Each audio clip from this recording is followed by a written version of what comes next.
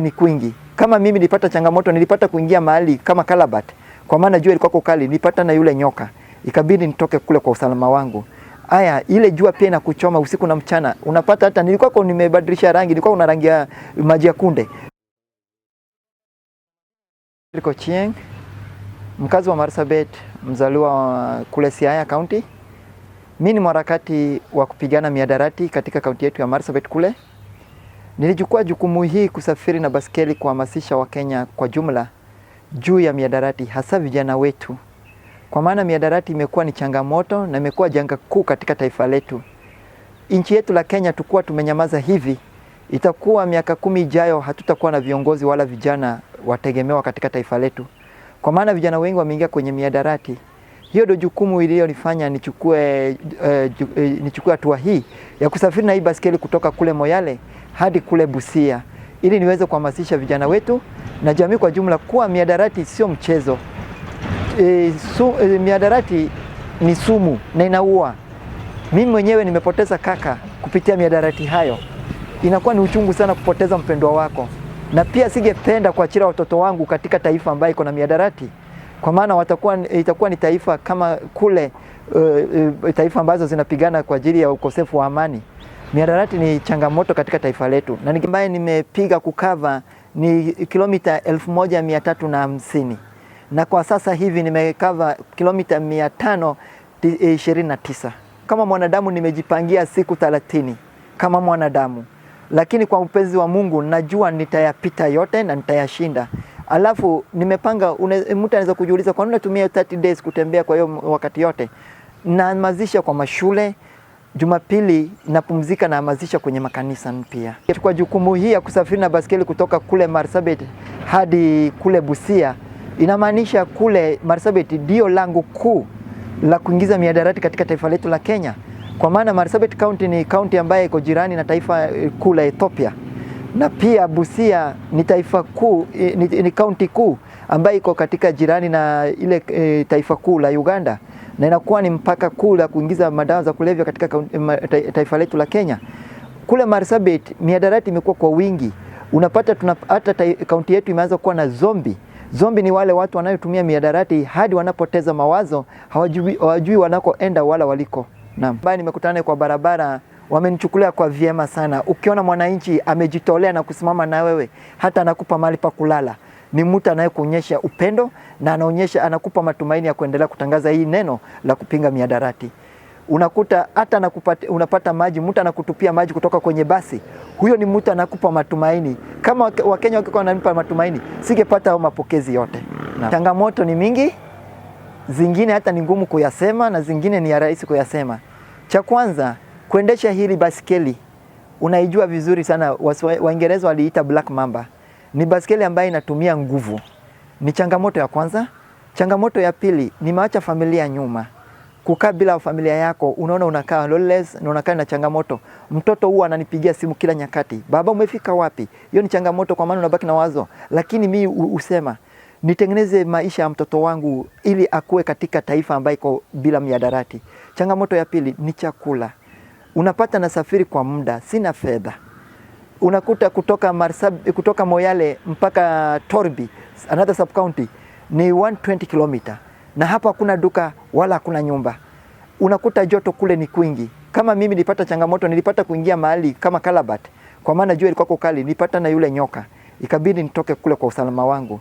Aya, ile jua pia inakuchoma usiku na mchana. Unapata hata nilikuwa nimebadilisha rangi, nilikuwa una rangi ya maji ya kunde. Hiyo inanionyesha changamoto ambaye mihadarati haya yanapiga watu na yanaumiza watu katika maisha yao. Unapata ukienda katika kaunti zetu ambazo zinakaribia taifa nyingine la jirani, unapata ni rahisi sana mihadarati kuingia.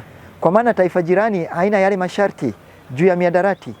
Ama wameka masharti yale, unakuta wale walifu wanapata kuingia nchi nyingine kama nchi yetu la Kenya. Bangi inaingia kwa wingi kutoka upande wa Ethiopia, upande wa Somalia, upande wa Uganda na kule Sudan. Ndio maana nilichukua jukumu hii nihamasishe wa Kenya juu ya mihadarati. Na ya pili, ningependa kuomba kiongozi wetu wa taifa ambaye alisimama na kusema kuwa amepatiana siku 100 kupigana mihadarati.